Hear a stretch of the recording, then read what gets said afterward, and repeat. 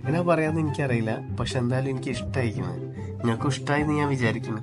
എനിക്ക് ഇഷ്ടായിക്കിന്, പക്ഷെ എനിക്ക് കുറച്ച് കണ്ടീഷൻസ് ഒക്കെ ഉണ്ട്. അതിനെന്താ പറഞ്ഞോ? ഒന്നുമില്ല, എനിക്ക് ഒരുപാട് ഫ്രണ്ട്സ് ഒക്കെ ഉണ്ട്. ഞാൻ എപ്പോഴും എന്റെ ഫ്രണ്ട്സിന്റെ കൂടെ പുറത്തൊക്കെ പോകുന്ന ഒരാളാണ്. ഞാനും ഫ്രണ്ട്സിന്റെ കൂടെ പുറത്തൊക്കെ പോകുന്ന ആൾ തന്നെയാണ്. പിന്നെ കല്യാണം കഴിഞ്ഞെന്ന് വെച്ചിട്ട് അടുക്കളയിൽ തന്നെ ഇരിക്കാനോ നിങ്ങൾ പറയരുത് കേട്ടോ. എനിക്കൊന്നും അത് ഫുഡ് ഉണ്ടാക്കാൻ അറിയില്ല. ഞാൻ ആ വഴിക്ക് പോലുമില്ല. എനിക്ക് വേണമെങ്കിൽ നിങ്ങൾ ഉണ്ടാക്കി കഴിക്കാം. പിന്നെ എന്നെ കല്യാണം കഴിക്കാൻ ഫുഡ് ഉണ്ടാക്കാൻ വേണ്ടിട്ടൊന്നല്ലല്ലോ. അല്ലല്ല, പിന്നെ എനിക്ക് അങ്ങനെ പ്രത്യേകിച്ച് കണ്ടീഷൻസ് ഒന്നുമില്ല. പക്ഷെ ഞാൻ പണിക്ക് പോകല് കുറച്ച് കുറവാണ്. കല്യാണം കഴിഞ്ഞാൽ ഞാൻ തീരെ പോകില്ല. നമുക്ക് വീട്ടിലിങ്ങനെ അടിച്ചു പൊളിച്ചൊക്കെ നിൽക്കാലോ. നിങ്ങൾ പണിക്ക് പോയില്ലെങ്കിൽ പിന്നെ ചെലവൊക്കെ എങ്ങനെ നടക്കുക? പണിക്ക് ഇപ്പൊ നിങ്ങൾക്കും പോവാലോ. കല്യാണം കഴിഞ്ഞെന്ന് വിചാരിച്ചിട്ട് ജീവിതകാലം മുഴുവനായിട്ട് നിങ്ങളെ പോറ്റാന്നൊന്നും നമ്മൾ ആരോടും പറയണില്ലല്ലോ. നിങ്ങൾക്ക് നമ്മളെയും പോറ്റാലോ.